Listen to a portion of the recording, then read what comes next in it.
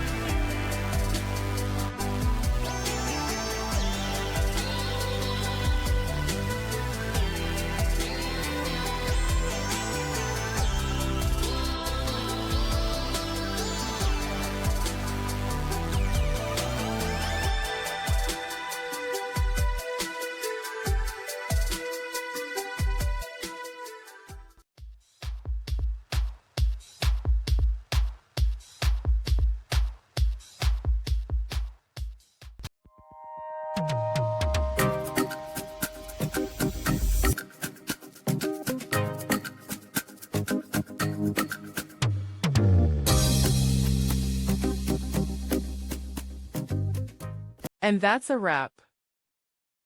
I hope you found the answer you were looking for. If you did, take a second to hit that subscribe button. It really helps out. And let me know in the comments which solution worked best for you. See you next time in the debug zone.